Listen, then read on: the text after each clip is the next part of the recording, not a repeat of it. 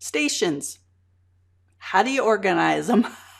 How do you keep it all straight? How many stations should you have? How do you show your students how to rotate from one station to the next?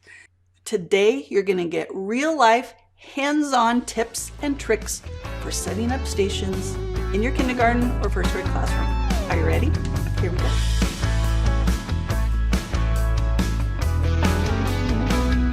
Hi, my name is Angie, and today we're talking about all things stations in the area of what materials do you need. Get the purchase order out because there's gonna be a few. I will put some links in the description down below, some affiliate links.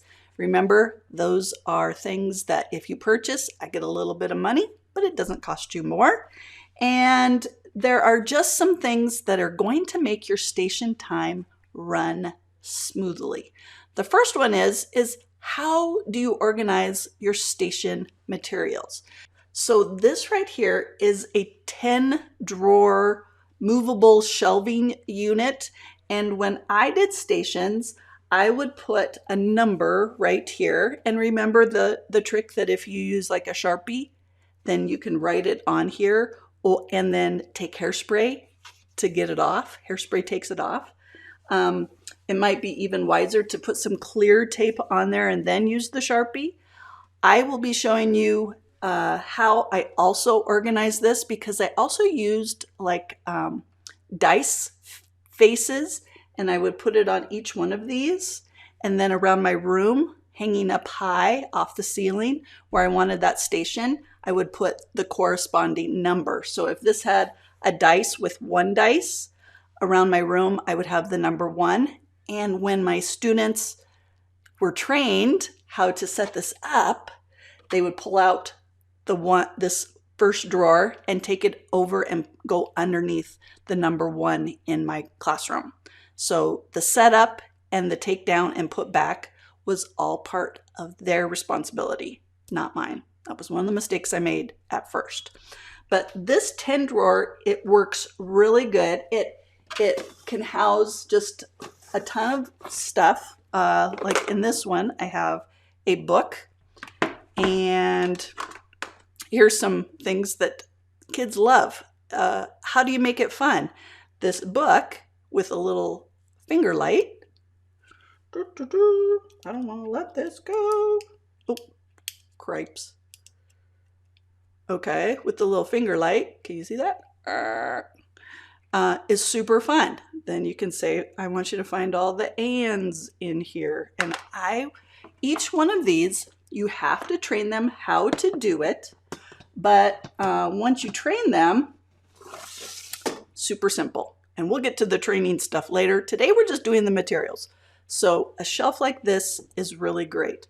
I've also tried totes that I have labeled in a shelf, but my shelving space, very valuable.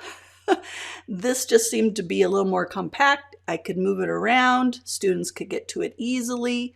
They could use it to get set up and cleaned up quickly. All right, so this is a huge one. Let's go over and take a look at how I told my students what station they were at. All right, here we go.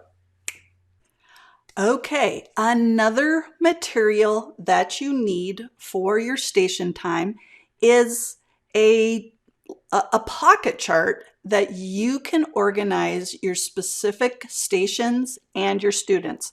So you can see in this pocket chart, what I did is I had reading stations on one side, and then we had yet to do the math stations. This was at the beginning of the year.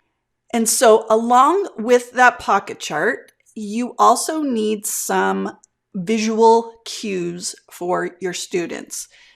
I did rotation 1, 2, 3. I had 3 rotations.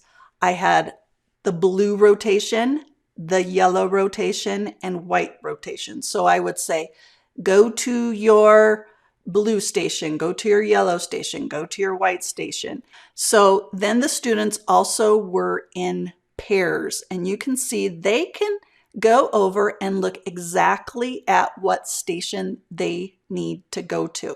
So The first station, like this group would go to station number 7. And what they needed to do is look in the shelving that I just showed you and see if station number 7 was there, or go in the room and look underneath the 7 that was hanging from the ceiling and see if that was already there, because some stations stayed the same all the time. Like my big book station, I had that set up. It wasn't in the little shelving unit. It was set up at a specific spot in my classroom. The computer station, of course, it was at the computers. And they got so that they knew that station number 1 was big books. Station number, I can't even remember now, whatever, was computers. Station blah, blah, blah is an iPad.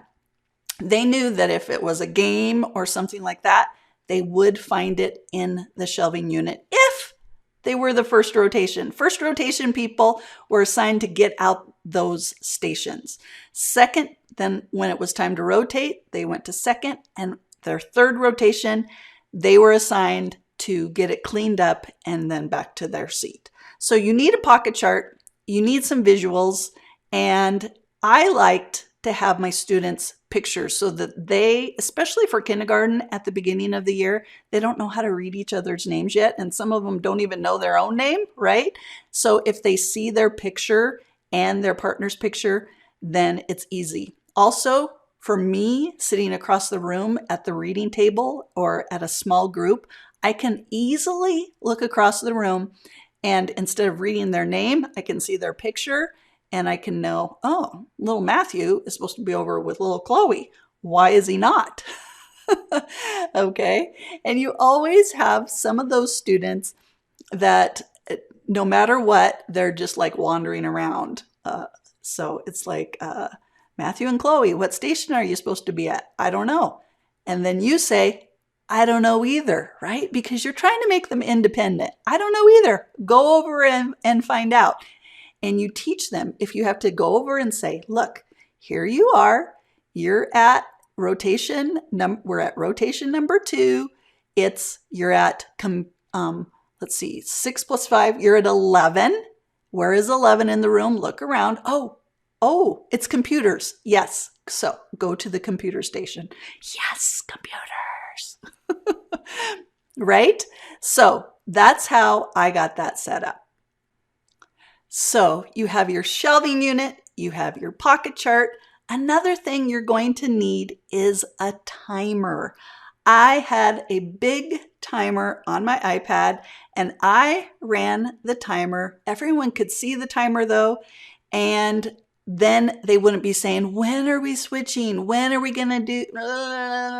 No, I trained them. Look, I will start the timer. Stations start, go. When the timer beeps, then we know it's time to clean up.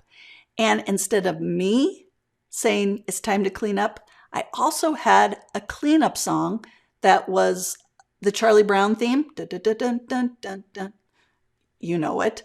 And they would hear that song, and after showing them, they would know how to clean up nicely.